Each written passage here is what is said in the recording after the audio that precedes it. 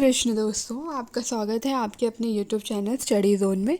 तो आज हम पढ़ेंगे UGC net JRF paper 2 Hindi साहित्य के यूनिट 3 का टॉपिक रूसी रूपवाद। तो चलिए शुरू करते हैं। रूसी रूपवाद, पहले देखते हैं भूमिका। रूपवाद शब्द अंग्रेजी के फॉर्मलिज्म का हिंदी पर्याय है। इसका प्रादुर्भाव रूस में हुआ, इसीलिए इसे रूसी रूपवाद भी कहते हैं। रूपवाद एक प्रकार का कलावादी आंदोलन है। क्या कह रहे हैं कि जो रूपवाद है वो एक प्रकार का कलावादी आंदोलन है जो 20वीं शताब्दी के दूसरे दशक से शुरू हुआ। रचना में सामाजिक मूल्य, संदेश अथवा कथ्य की तुलना में रूप और तकनीक पर अधिक बल देने के कारण इस आंदोलन को रूपवाद कहते हैं। इस आंदोलन का नेतृत्व बोरिस इकेनबाम, विक्टर स्क्लोवस्की और रोमन जेकोब्सन ने किया।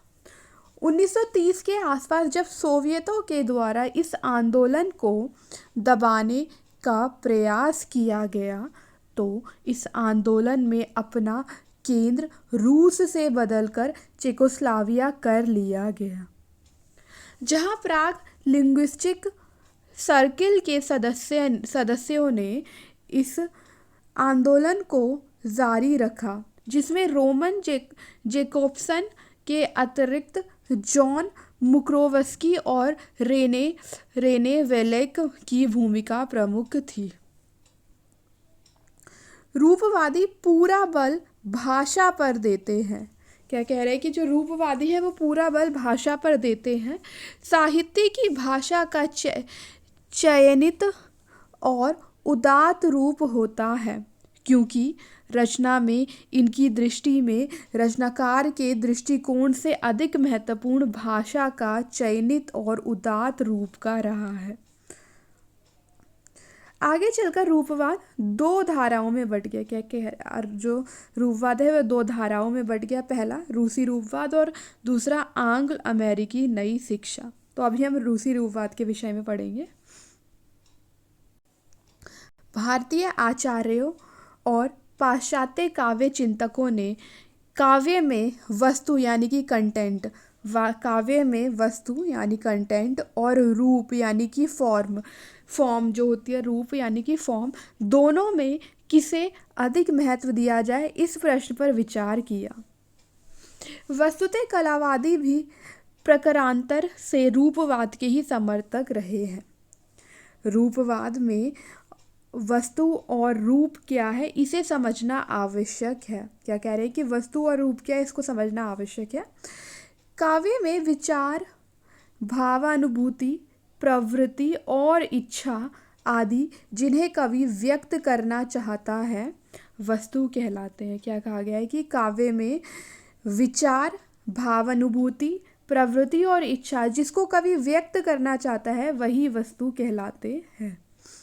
रूप वह पद्धति है। क्या कह रहे हैं कि रूप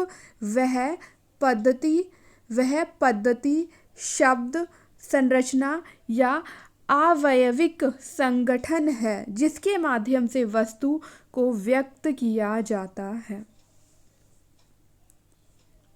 जो विचारक काव्य में सामाजिक मूल्यों या जीवन यथार्थ को अधिक महत्व देते हैं वे वस्तु को मुख्य मानते हैं। जो काव्य को पूर्णतः स्वायत्त मानते हैं वे रूप को अधिक महत्व देते हैं। स्केलोवस्की की दृष्टि में कलाकार क्या कहता है यह उतना महत्वपूर्ण नहीं है, बल्कि महत्वपूर्ण यह है कि कैसे कहता है। क्या कह रहे हैं कि स्केलोवस्की की दृष्टि में ये महत्वपूर्ण है कि कलाकार कैसे कहता है, क्या कहता है ये महत्वपूर्ण है, बल्कि यह महत्वपूर्ण है कि वह कैसे कहता है। रूपवादी कलाकार को एक कारीगर या शिल्पी के रूप में देखते हैं। जो रूपवादी होते हैं वो कलाकार को कारीगर या फिर शिल्पी के रूप में देखते हैं। कविता अपनी पूर्णता में भावित संरचना ही है।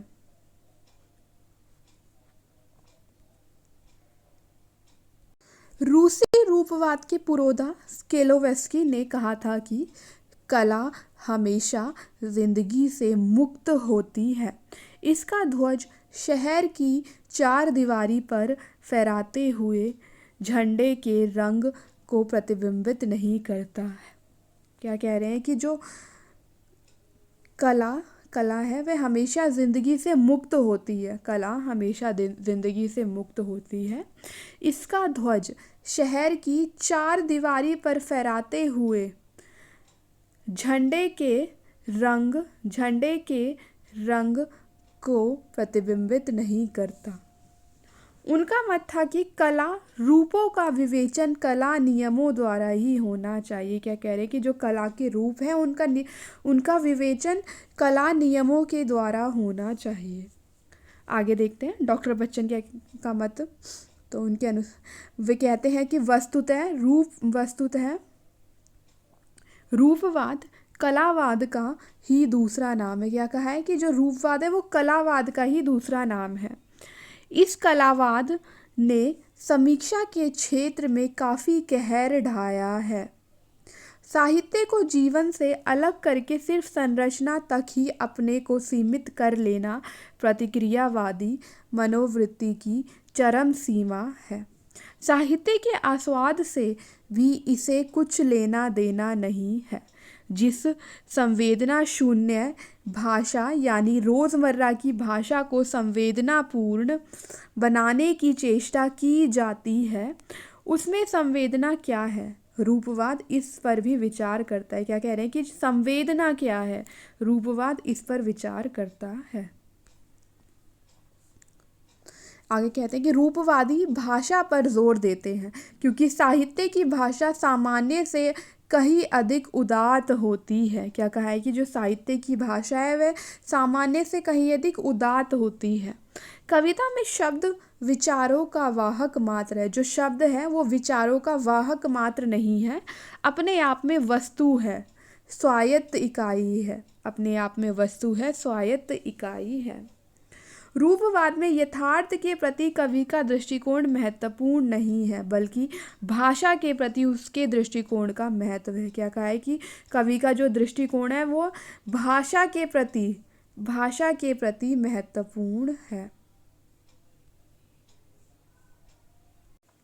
साहित्य सिद्धांत में रूपवाद उस आलोचनात्मक पद्धति को कहा जाता है जिसमें पाठ की भाषा में मौजूद विशेषताओं का विश्लेषण, विवेचन, उद्घाटन और मूल्यांकन किया जाता है। रूपवाद ने साहित्यकार व व्यक्तिगत प्रतिभा को हटाकर पाठ का महत्व पुनः प्रतिष्ठित किया है। इकेनबॉम ने 1926 में रूपवादी पद्धति का सिद्धांत शीर्षक से एक निबंध लिखा था। यह रूपवादियों द्वारा प्रस्तावित की गई पद्धति का परिचय देने वाला है।